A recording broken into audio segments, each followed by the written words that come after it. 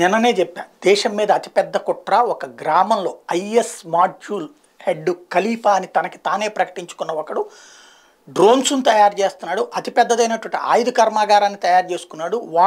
వాడి కుటుంబ సభ్యులు అందరూ కలిసి దేశమంతా అల్లకల్లోలం సృష్టించడానికి, బాంబు పేలుడు సృష్టించడానికి కుట్ర పనితే ఎన్ఐఏ కనిపెట్టింది.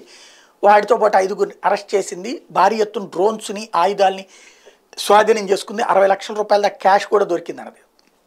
కోట్లు అనుకున్న లక్షలు అన్నారు, 64 లక్షల ఎంతో దొరికిందని కూడా తేలింది.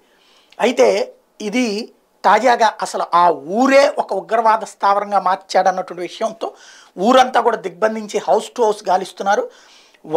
పడ్గా అనేది ఆ గ్రామం పేరు. ముంబైకి కేవలం 50 కిలోమీటర్ల దూరం ఉంటుంది. ఈ గ్రామం పెద్ద సకీబ్ నచాన్ వీడు ఈ గ్రామాన్ని అల్ సహం అని పిలుస్తారు వాళ్ళ భాషలో. అంటే గ్రేటర్ సిరియా అంట. సిరియా అని పేరు మార్చేశారు ఆ గ్రామానికి కూడా. దాని అసలు పేరు పడ్గా అయితే వీళ్ళు దాన్ని అల్షామ్ అని పెట్టేసుకున్నారు అన్నమాట. ఈ గ్రామంలో దాదాపు అందరూ ఐఎస్ఐఎస్తో సంబంధాలు కలిగి ఉన్న వాళ్ళే ఉన్నారు. ముంబైలో 40 ప్రాంతాల మీద దాడులు చేయడానికి ఈ గ్రామంలోనే కుట్ర జరిగింది. ఇందుకోసం 40 డ్రోన్లను కూడా రెడీ చేసి ఉంచారు. అయితే చివరి నిమిషంలో విషయం తెలుసుకుని ఎన్ఐఏ ఈ గ్రామం మొత్తాన్ని దిగ్బంధించి ప్రస్తుతం వెరిఫై చేస్తోంది. యాక్చువల్గా ఇది చూడగానే నాకు గుర్తుకొచ్చింది, గతంలో కృష్ణా జిల్లా నూజివీడులోని ఒక మామిడి తోటను కొనుక్కున్నటువంటి వాళ్ళు ఇక్కడ నుండి దాన్ని ఏమంటారు టైమర్ బాంబుల్ని తయారు చేసి దేశమంతా అల్లకల్లోలం సృష్టించడానికి ప్రయత్నించారు. దీన్దార్ అంజుమన్ అనేటువంటి సంస్థ.